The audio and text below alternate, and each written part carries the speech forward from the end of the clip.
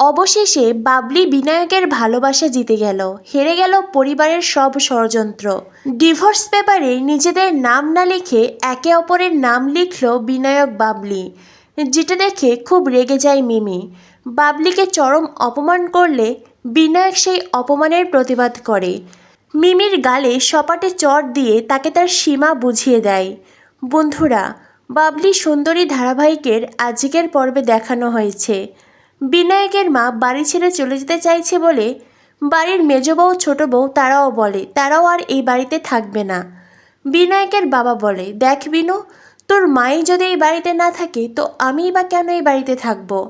পরিবারের সবার এমন সিদ্ধান্তের কথা শুনে বিনায়ক খুব অসহায় বোধ করে। অসহায় বিনায়ক নিরুপায় হয়ে নিজের ইচ্ছে থাকা না সত্ত্বেও পরিবারের সবার সামনে বলে, কালই আমি বাবলিকে ডিভোর্স দেব, আমি কাল উকিলকে আসতে বলেছি। যেই কথা শুনে বিনায়কের পরিবার খুব খুশি হয়, কিন্তু রুচি খুব দুশ্চিন্তায় পড়ে যায়। কারণ কেউ না জানলেও রুচি জানে এতদিন পরে তার দাদাভাই নতুন সুখের সন্ধান পেয়েছে, আর দাদাভাইয়ের জীবন থেকে সেই সুখ হারিয়ে যাবে। দাদাভাই আবারও মানসিক কষ্টে থাকবে, দাদাভাই আবারও অসুখী জীবনযাপন করবে। সেটা রুচি কিছুতেই হতে দেবে না। তাই তো রুচি মাঝরাতে নিমেষকে ফোন করে আর বাবলি বিনায়কের ডিভোর্সের ব্যাপারে জানায়। নিমেষ জানায়, তুমি কোনো চিন্তা করো না, কাল আমি এই বাড়িতে যাব, ঠিক কোনো না কোনো বুদ্ধি বার করে ওদের ডিভোর্স আটকে দেব, আজকে বরং তুমি ঘুমাও। এই বলে নিমেষ আর রুচি তাদের কথা শেষ করে। অন্যদিকে বেবি বিনায়কের কাছে জানতে চায়, আচ্ছা বাবা, ডিভোর্স কি? বিনায়ক চুপ থাকে। এরপরেই বেবি তার নতুন মায়ের কাছে জানতে চায়, নতুন মা ও নতুন মা, ডিভোর্স কি? পরিবারের সবার মুখে ডিভোর্সের কথা শুনে বেবি এই ধরনের প্রশ্ন করেছে। বাবলি বেবিকে বলে, তুমি বড় হলে তোমার বাবার কাছ থেকে জেনে নিও। বেবি বলে, বাবার কাছ থেকে কেন জানবো, তুমি আমায় বলে দেবে, ঠিক আছে? বাবলি তখন মনে মনে ভাবে, কালই আমি এই বাড়িতে থাকতে পারবো কিনা জানি না, আর তো তোমার বড় হওয়া অবধি। কিন্তু বাবলি নিজের মনের কথা মনেই রেখে বেবিকে বলে, সে দেখা যাবে, তুমি বরং এখন ঘুমিয়ে পড়ো। এই বলে বাবলি মিমিকে বিছানায় শুইয়ে দেয় আর সে নিজের জায়গায় চলে যায়। বিনায়ক বাবলিকে বলে, আপনি খাটের ওপরে বেবির সাথে ঘুমান, আর আমি নিচে যাচ্ছি। বাবলি বলে, না, এটা একদম করবেন না, আমি চাই আপনি বেবির সাথেই থাকুন। পরিবারের সবার কথার দাম আছে, আমার কথার বুঝি কোনো দাম নেই? পরিবারের অন্যদের মাথার দিব্যির দাম আছে, আর আমার মাথার দিব্যির কি কোনো দাম নেই? আমি আপনাকে মাথার দিব্যি দিচ্ছি, আপনি নিচে আসবেন না, বেবির সাথেই থাকুন। কাল হয়তো এই বাড়ি থেকে আমাকে চলে যেতে হবে।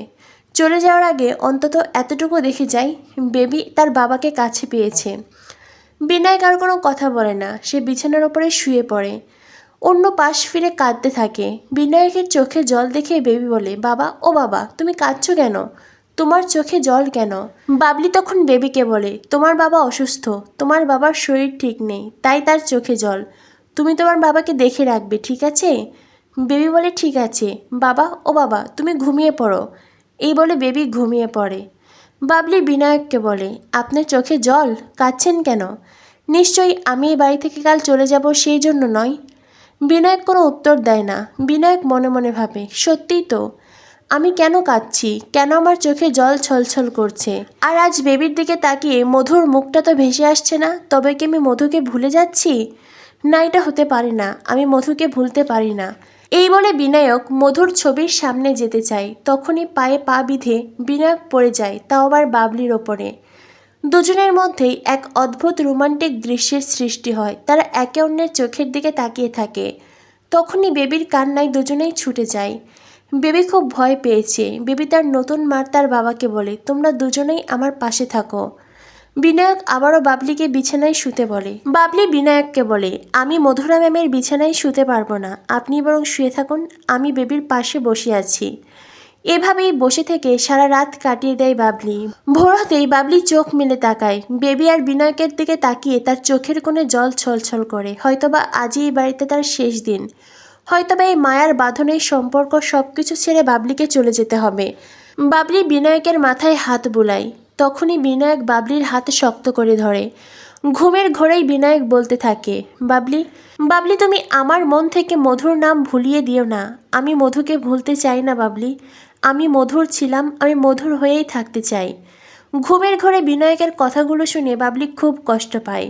সে এক ছুটে ওখান থেকে বেরিয়ে ঠাকুর ঘরে যায়, ঠাকুরের সামনে বসে কাঁদতে থাকে।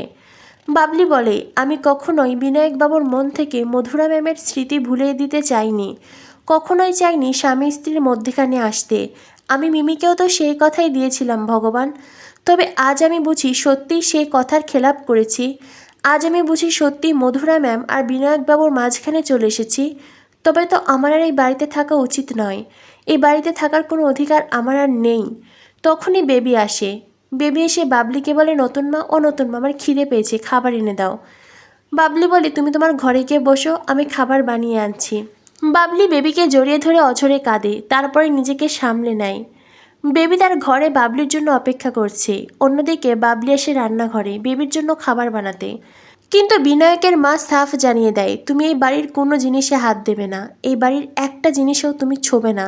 বাবলি বলে, আমি তো বেবির খাবার বানাতে এসেছি। বিনায়কের মা বলে, বেবি আগেও খেত, আমরা পারবো বেবির খাবারের ব্যবস্থা করতে। বাবলি হাত জোর করে বলে, বেবি আগে যেই খাবারগুলো খেত অন্তত সেই খাবার তাকে দেবেন না। আপনি ওর ঠাম্মি হন, আপনি না হয় ওর দায়িত্ব নেবেন। আর রইল বাকি আমার কথা, আমাকে যখন আপনি এই কথাটা বললেন আমি আপনার কথা মেনে নিলাম। আমি এই বাড়ির কোনো জিনিসেই হাত দেব না। এই বলে বাবলি কাঁদতে কাঁদতে ওখান থেকে চলে যায়। অন্যদিকে রুচি তার মাকে বোঝাতে চেষ্টা করে, কিন্তু উল্টো দিকে সে জানতে পারে তার মা আজ পুজো মানত রেখেছে, তার ছেলে বউয়ের ডিভোর্স হলেই পুজোয় বসবেন। রুচি তার মাকে বারবার করে বোঝাতে চেষ্টা করে দাদাভাই বাবলিকে ভালোবেসে ফেলেছে। এটা শুনে বিনায়কের মা বলে, চুপ কর তুই, আজকাল একটু বেশিই কথা বলছিস। বাড়িতে কুকুর বিড়াল থাকলেও মানুষের মায়া পড়ে, আমার ছেলেরও বাবলির প্রতি তেমনই মায়া পড়েছে, এর বেশি কিছু নয়। এই বলে বিনায়কের মা ওখান থেকে চলে যায়। অন্যদিকে শাশুড়ির এমন কথা শুনে বাবলি কাঁদতে থাকে। রুচি বাবলিকে বোঝায় সে যেন কোনোভাবেই ডিভোর্স না দেয়। বাবলি জানায়, আমি ওনার মন থেকে মধু ম্যামকে ভুলিয়ে দিতে পারবো না, এই জন্য আমি এই ডিভোর্স চাই। এটা শুনে রুচি বলে, তুমি ভুলিয়ে দিচ্ছ মানে? তত সময় নিমেষও সেখানে আসে, পুরো বিষয়টা বুঝতে পারে। রুচি বলে, তার মানে দাদাভাই তোমাকে ভালোবাসতে শুরু করেছে। অতীতকে ভুলেই তো মানুষ বর্তমানকে আঁকড়ে ধরে বাবলি। কিন্তু বাবলি কোনো কথাই শোনে না। তখনই সেখানে এসে সোহেলি। বাবলির হাত ধরে টানতে টানতে সোহেলি বাবলিকে ড্রয়িং রুমে নিয়ে আসে। অন্যদিকে বিনায়কের ভাই যায় বিনায়ককে ডাকতে, লয়ার এসেছে। বিনায়কের ভাই বিনায়ককে বলে, আমি শুধু তোকে একটাই কথা বলছি, কারোর চাপে পড়ে কোনো সিদ্ধান্ত নিস না। যদি কোনো ভালো হয় তবে সেই ভালোটা তোরই হবে, আর যদি ক্ষতি হয় সেই ক্ষতিটা তোরই হবে। বিনায়ক ভাইয়ের কথা শুনে কোনো উত্তর না দিয়ে নিচে আসে। উকিল পেপারস দেয়, কিন্তু বিনায়কের হাত কাঁপতে থাকে, সে কিছুতেই সই করতে পারছে না। এটা দেখে বিনায়কের মা বলে, তুই যদি ডিভোর্স পেপারে সই না করিস তোমার মরা মুখ দেখবি। বিনায়ক বহু কষ্টে নিজের দুঃখ নিজের ইচ্ছেকে মনে কবর দিয়ে সে ডিভোর্স পেপারে সই করে, যেটা দেখে বাবলিও খুব কষ্ট পায়। বাবলি মনে মনে ভাবে, আপনি এত সহজে ডিভোর্স পেপারে সই করিয়ে দিলেন বিনায়কবাবু। বাবলি মনে মনে ভাবে, আপনি এত সহজে ডিভোর্স পেপারে সই করে দিলেন বিনায়কবাবু। ঠিক আছে, তবে আমিও দিচ্ছি, আপনাকে সারা জীবনের জন্য মুক্তি দিচ্ছি। এই বলে বাবলিও ডিভোর্স পেপারে সই করে। অন্যদিকে রুচি আর নিমেষ তার পরিকল্পনা অনুযায়ী চা নিয়ে আসে। লয়ারকে চা দেওয়ার নামে আসলে ডিভোর্স পেপার নষ্ট করতে চেয়েছিল তারা। নিমেষ পিছন থেকে রুচিকে ধাক্কা দেয় আর চায়ের কাপ টেবিলে পড়ে যায়। তবে ততক্ষণে মিমি এসে ডিভোর্স ফাইল নিজের হাতে তুলে নেয়, যার কারণে ডিভোর্সের কাগজ নষ্ট হয় না। কিন্তু শেষ রক্ষাও করতে পারে না মিমি। উকিল ডিভোর্সের ব্যাপার হাতে নিয়ে দেখে বিনায়ক তার নিজের নামের জায়গায় বাবলির নাম লিখেছে, আর অন্যদিকে আনমনে বাবলি তার নিজের নামের জায়গায় বিনায়কের নাম লিখেছে। আসলে তারা নিজেদের কতটাই গভীরভাবে ভাবছিল যে তারা কি লিখছে কি করছে তারা নিজেরাও বুঝতে পারছে না। যেটা দেখে উকিল খুব ভালোভাবেই বুঝতে পারে এনারা এখনও নিজেদেরকে একে অপরকে ভালোবাসে, তাই এই ডিভোর্স আর কোনোভাবেই সম্ভব নয়। উকিল ওখান থেকে চলে যায় আর বিনায়কের পরিবার খুব রেগে যায়। বিনায়কের মা বলে, আমি তোকে দিব্যি দিয়েছিলাম, তবু তুই এমন একটা কাজ করলি। বিনায়কের বাবা বলে, বাবলিকে তোর জীবনে এনে দিয়েছিলাম বলে তুই আমাকে দোষারোপ করেছিলি, আজ থেকে আর কোনো দায় আমার নেই। আজ তোর সুযোগ ছিল বাবলিকে তোর জীবন থেকে তাড়ানোর, কিন্তু তুই সেটা করলি না। জেনে হোক আর না জেনেই হোক সেই সুযোগ তুই হাতছাড়া করলি। অন্যদিকে মিমি বাবলিকে চরম অপমান করে। মিমি বাবলিকে বলে, এক রাতের মধ্যে বুড়ো লোকটাকে কি করে বশ করলে যে উনি আর ডিভোর্স করতেই পারলেন না। এটা শুনে বিনায়ক খুব রেগে যায়। মিমি আরও রেগে গিয়ে বাবলিকে চড় দিতে চায়। তখনই বিনায়ক মিমিকে উচিত জবাব দেয়।